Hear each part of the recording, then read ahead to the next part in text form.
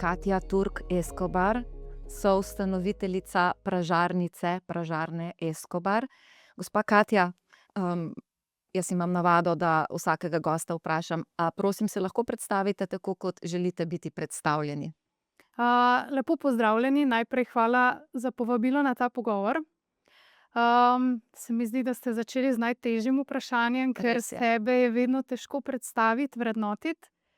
Ampak glede na to, da ste me pred ta mikrofon povabili kot podjetnico, mi mogoče izpostavlja, da me zaznamujejo lastnosti, ki jih imamo vse ženske, ki smo v podjetništvu.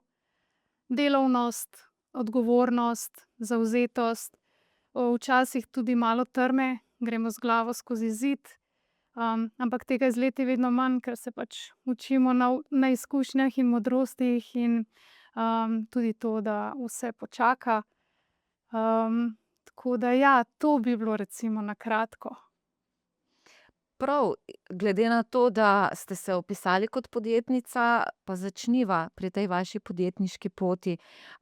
A mi lahko opišete to vašo življenjsko in hkrati tudi podjetniško pot? Ali pa bi mogla reči podjetniško pot, ki je hkrati tudi življenjska pot?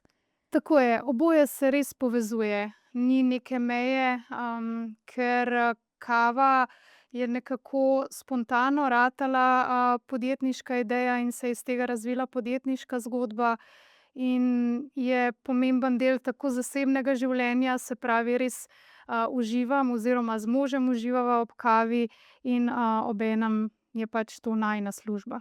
Greva midva še korak nazaj. Jaz se o vas spomnim, ali pa toliko vem o vas, da ste, prej bili zaposleni na STA-ju. STO je STO, Slovenska turistični turistična. organizaciji, Mhm. STO-ju.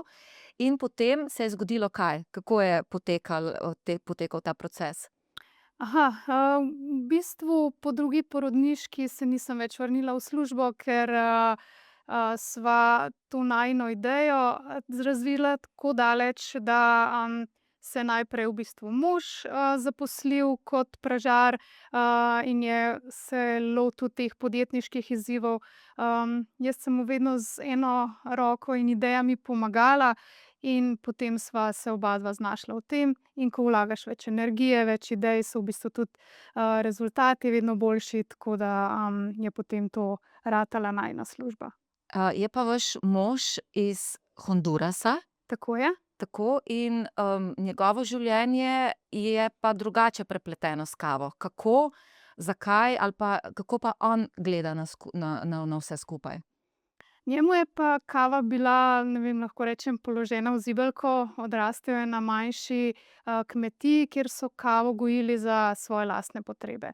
Se pravi, tako kot imamo mi na vrtu jabolka, hruške, češnje, so tudi oni doma gojili svojo kavo in je zelo zgodaj začel piti kavo. V Hondurasu že otroci pijejo kavo, kar je meni bilo sprva precej nenavadno. In, a ne, ko se je v bistvu srečal s to, domačo, v narekovajih, kavo, je vedel, kaj dobra kava je.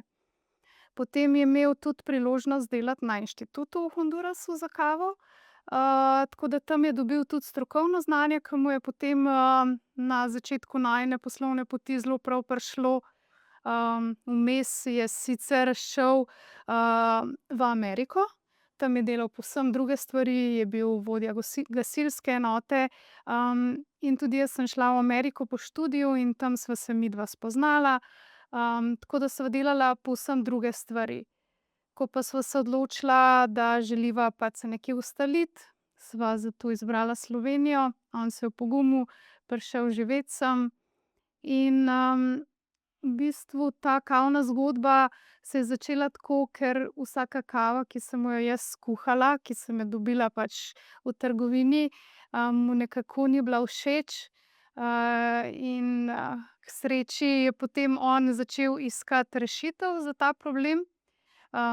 Ni pobegnil iz Slovenije in, potem sva nekako tako začela s prvim kilogramom nepražene kave, ki je z nama prišel, v Slovenijo v kovčku in so nas res navdušile te arome, okusi in, Od tam naprej se v bistvu je potem, on tudi začel, ukvarjati, kje bi lahko dobil večje količine kave, namesto ročnega praženja je potem, k nam prišel prvi pražilnik oziroma aparat za praženje kave in smo začeli z nekaj kilogrami na mesec, zdaj smo pa že malce večji. Rada bi se ustavila pri, tem, kar ste rekli, da, vašemu možu iz Hondurasa, ki je navajen na domačo kvalitetno kavo, ni bil všeč okus kave, ki ga je, čutil ali pa ki ga je lahko poskusil v Sloveniji. Zakaj gre? V čem se ti okusi razlikujejo? V čem je razlika? Se pravi, iz slabe surovine ne moremo skuhati dobre kave. Enako kot velja v kulinariki in to dobro vejo vsi šefi, ki so pač, v kuhinji vsak dan iščejo dobre lokalne, surovine. In enako velja pri kavi. Če imamo dobra zrna in če so ta zrna pravilno spražena, če so sveže spražena, je okus kave v skodelici bistveno boljši. Jaz pravim, da kava, se ne pokvari, ampak se pa hitro postara. Ponavadi te kave, ki jih dobimo na trgovskih policah, ne vemo, od kod prihajajo, ne vemo, kdaj so bile spražene, in posledično je potem tudi, kava v skodelici, lahko rečemo, neokusna, mrtva, nima tiste živahnosti v okusu. Pri nas pa, dobavljamo sezonske kave, se pravi, kava, ki zraste, ki se sprocesira, se potem tudi, v zelo kratkem času pripelje, v našo pražarno. Naš pražar, se pravi Omar, vsaki kavi določi profil praženja, s katerim res želi poudariti, okuse, ki jih zrno prinese v pražarno. Okuse porekla, različnih sort, različnih načinov procesiranja. In, vsa naročila se pražijo po naročilu, kar pomeni, da nimamo stare kave. In prav ta svežina, je res pomembna. Kava je najboljša od mesec do 3 mesece recimo po praženju, potem pa začne izgubljati te glavne kvalitete, ki nas očarajo, arome in potem, organoleptične okuse. Tako da to je, razlika. Jaz sem šla prav gledat za potrebo priprave na ta najin podcast in dejansko ugotavljam, da so kave, ki jih kupimo v trgovinah, da imajo po 2 leti rok uporabe. Po tem, kar ste pravkar povedali, je to 1,5 leta preveč. Tako je, pa še, ponavadi tudi te kave, ki jih večje, pražarne nabavljajo, lahko čakajo v nekem skladišču tudi do 10 let. Kava se ne pokvari. In tudi potem po praženju, ja, rok trajanja, 1 leto zagotovo, tudi po 5 letih kava ne splesni, se ne pokvari v vrečki. Res pa je, da, nima več verjetno nobenega pravega okusa. Koliko imate vi uvida ali pa koliko mi vi znate opisati ta postopek, pridobivanja kave in potem celoten, postopek sušenja, praženja do trenutka, ko dobimo kavo v skodelico?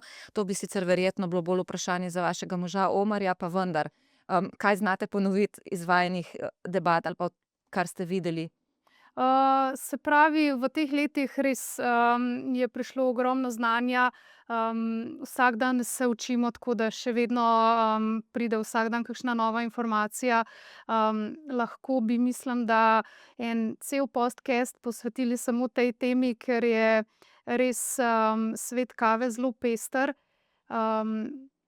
Kar je pri nas najpomembneje, je, da, izbiramo kave z visokih nadmorskih višin, ki so pridelane v manjših kavnih nasadih, se pravi, da tukaj ni neke intenzivne pridelave, ni potem, odzadaj nekega intenzivnega, se pravi, škropljenja, obdelave s čim več, pridelka, ampak, proba nekako kavovec posnemati neko svoje naravno okolje, naravni proces, pridelave.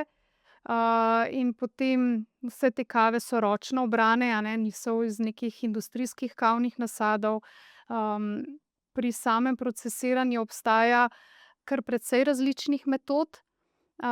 Prana, sušena, medena, potem so razne nove metode.